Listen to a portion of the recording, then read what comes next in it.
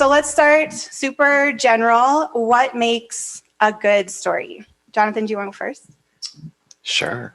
I'm excited to hear what these guys have to say, but there's so much. Obviously, every story is different. I think for me, I'm always looking for a response, I think, for the person engaging with the stories. So the best stories for me are always the stories that leave me thinking about something, maybe challenging how I thought about something, feeling something.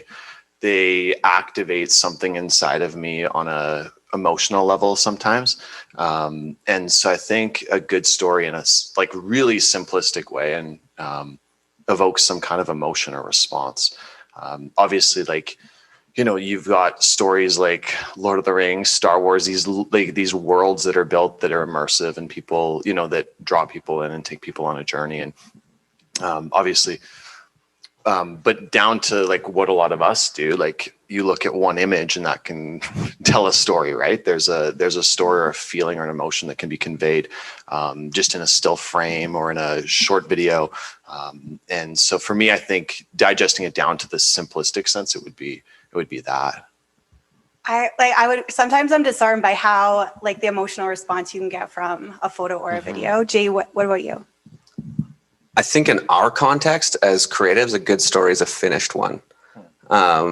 Just because there's so many, I like that. you know what I'm saying? There's so many creatives in our realm that are too creative and they're trying too hard to think about what's the best way to get this story to, you know, grab you at the heartstrings, when realistically in the context of marketing, the client just wants a done story. They want their story done. They want what they ask for. That would be my cliche response. That's a good point. Yeah. Oliver? Yeah, I mean, I totally agree with what these guys have said. I think one of the key things that I'm always looking for in a story is relatability. And, you know, no matter how crazy the visual or kind of alternate universe, the world that they're living in the story, I'm always looking for those kind of kernels of how I can relate or others could relate to that story. Even if it's just, you know, the smallest like little interaction between two characters or something like that, there's just an element that I can be watching this and being like, oh yeah, I totally get how that feels, or I can imagine how they feel about that right now or whatever. Yeah, that essential power comes from like, do I see myself or can I feel that too? Okay, so moving on to technical, what is your process from concept to done? So Jay, you can go start. Wow, the process from concept to done. I don't know if I'm the right person to ask just because I am very, very ADHD. You know, like we can be in the middle of a creative call on Red Truck and then that somehow becomes part of the process. I think the biggest thing is an exploration call. So talking to the client, whoever it is, and just finding out why are they actually here? Like what's their definitive buying motive? What do they want? And then you doing the creative aspect around that or building the creative aspect around that. Obviously there's so much technical stuff you can go into the way, you know, you're doing file management or you're backing your photos or video up or what you're shooting on, you know, whatever that may be. But I think in the context of the process of getting there, I think creative call, and then there's going to be some form of setting, some form of what kind of color palette do you want to use, what story are you trying to tell, and then there's going to be a process of revisions. I don't know which camera to look at, but not too many revisions. A couple, maybe. A throuple if you really hate it. And then beyond that, you're gonna have the final delivery. So that's, you know, kind of the 30,000 foot view of the technical process, I guess. Do you find that there's a relationship between the time you spend planning and the number of revisions? Fully. I think that I think pre-production is like, yeah, it's like your best friend's hot little sister. Like, you know it's there. You want to spend time with it, but you can't. You just don't. Nobody wants to put the budget into it. It just is what it is.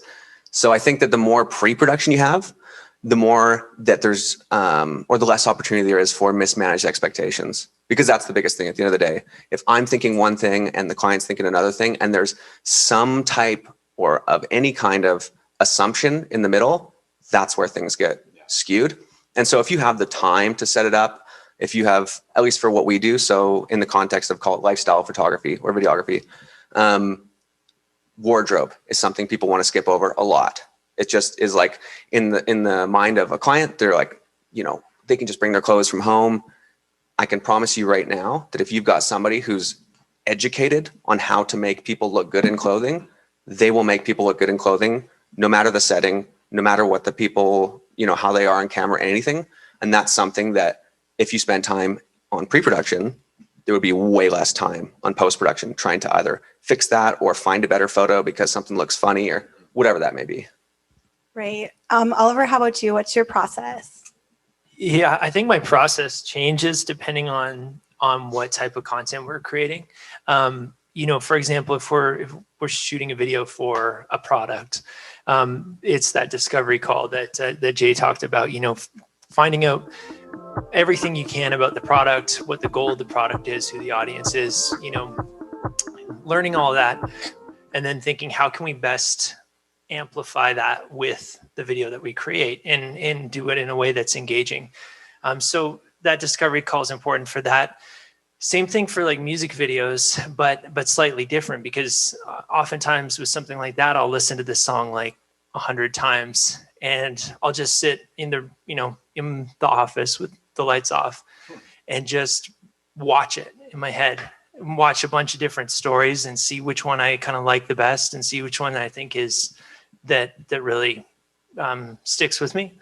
And then from that point, then I'll get into like planning, you know, how we're going to shoot the video and who do we want, and, you know, wardrobe and location and lighting and crew and all those details, and you assemble all that. But I think it always starts with just, for me, it always starts with just visualizing everything in my head. I like to like watch it first, and I don't know quite how to describe that. You just kind of see it, you know. I love that.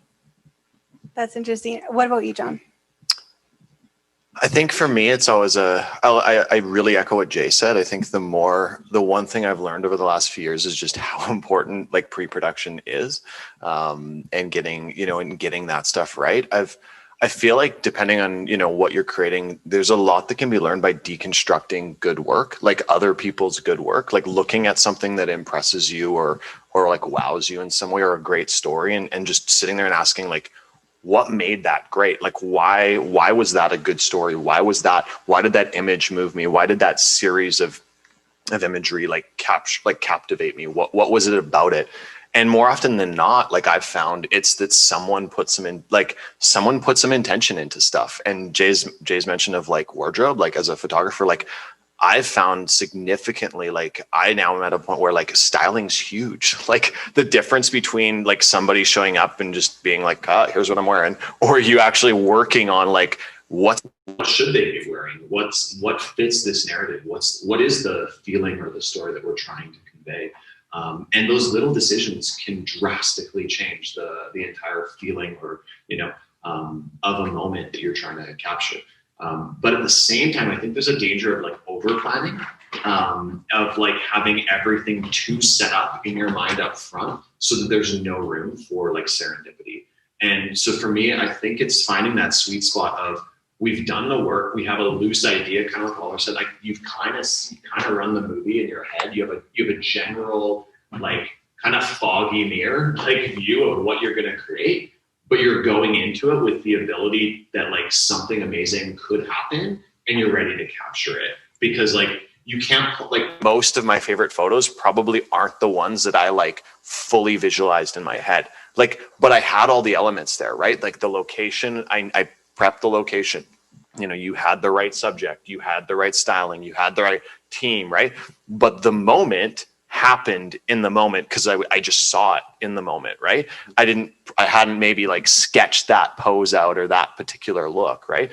And those often are the stuff that feels the most natural or narrative, because you're capturing a real moment, right? As opposed to just, hey, we're only going to shoot this, or this is the only aspect of the story and it has to look like this. I don't know. Yeah. Yeah, totally. If you've experienced that too. I totally experienced that. And that's such an important point, because a lot of the time the things that I set out to shoot, like I'll usually get that shot, but there's this funny thing that happens where it's like that last shot of the day or that shot where you almost skip it because you're like, why don't we try this? I don't know. We may not have time. I don't know. Maybe we should do it. You know what? Okay, we'll just do it. That ends up being the winning shot that you're like, I'm so stoked we got that. And I love building that time for serendipity into what you're doing. I think another important part in planning and prepping too is like, this is more planning and prepping in the broader scale, but I don't know if you guys can relate here, but like, years ago when we were all just starting out, we had ideas in our head of the kind of work we wanted to create or a certain look, but we had to learn the technical side of things to catch up, to be able to execute. And for me, the goal has always been to get the technical to a point that I can do that with ease and actually build more time for serendipity. I almost had to go a little bit more rigid in my planning and scheduling in the work that I was creating for a while and I'm slowly able to kind of start to take my foot off the pedal on that regard a little bit so that I can build a little bit more time. It's like, okay, the technical is taken care of. Let's see how we can, be creative and spontaneous with it.